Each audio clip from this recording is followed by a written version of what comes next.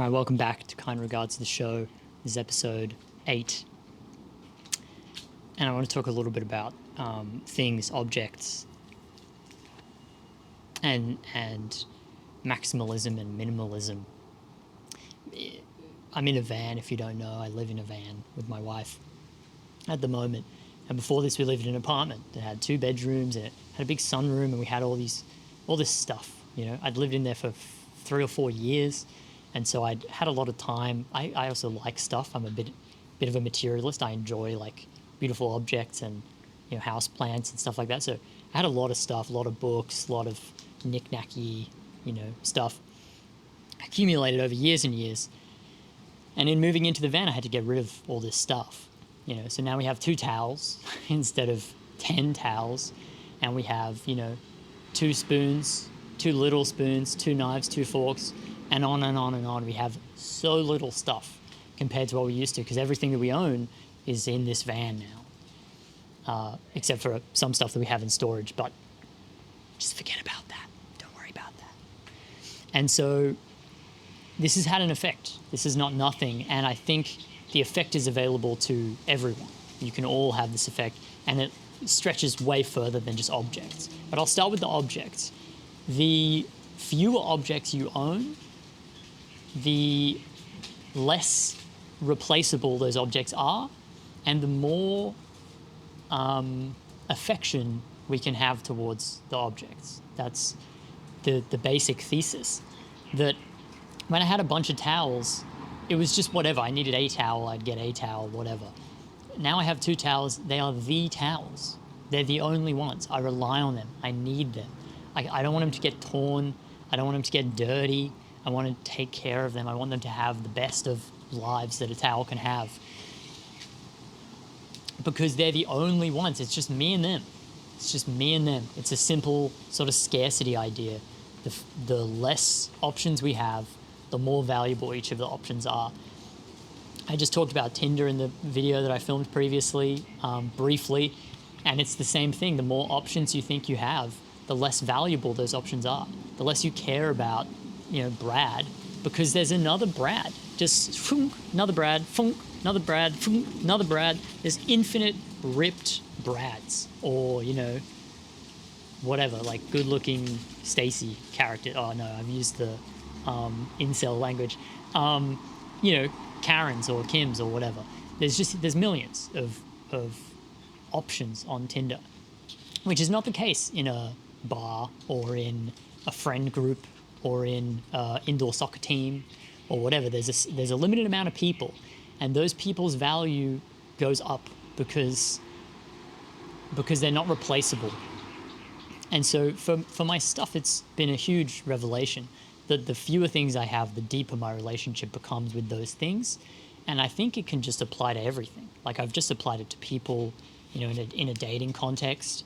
But I think you can apply it to movies. Me and my lady stopped watching movies a while ago, and we just didn't watch, and we only read books, and that was great. But then when we came back to movies, holy macaroni, they blew us away. Like, we'd watch a movie at the cinema, even a kind of trashy one, like even one that, you know, wasn't a 10 out of 10, but it felt incredible. It'd bring us to tears. We'd be really deeply affected afterwards because it was a really special experience. And yeah, so it can work for art, it can work for people, and I think it can also work for the amount of projects or things that we have in our lives. I heard a great thing that's attributed to Warren Buffett, I think, but it could be, you know, you could say that Gandhi said it, or anyone really. And the idea is, if you want to know what to do in your life, if you want to know what to focus on, how to focus your time and attention and energy, write down 30 things, 30 big things you want to accomplish in your life. Write down 30. And that's pretty exhaustive. It's a pretty good list, you know. You know, I want to learn jiu-jitsu. I want to, you know, have a famous book that affects millions of people's lives. I want to learn how to jet ski or water ski or whatever. Write down all the stuff, all the beautiful. I want a beautiful family. I want to be financially independent. Write them all out, and then rank them. Rank them in order. And, you know, it's going to take some time. Take some time to do it. It's a good exercise, worth doing. If you don't do it, then, you know, you never know. you're just kind of guessing what you want. And then he says, now take the top 5 and get rid of the other 25. Get rid of 5 to 30.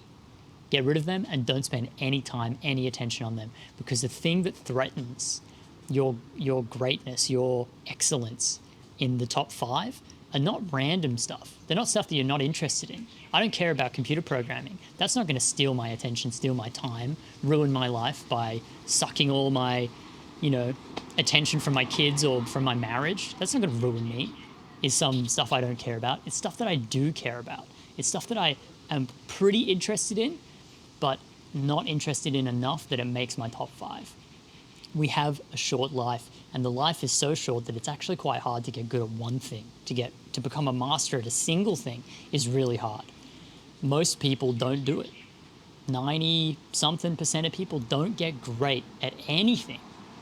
Some people get great at 2 or 3 or 4 things. That's amazing. They're brilliant. Good on them. But we have a shot. We have a chance to get great at just a couple things, to spend our precious attention. We don't even know how much of it we get. And we have a chance to spend it on really beautiful, really great, generous things, like having a family, being in a loving marriage or a loving relationship.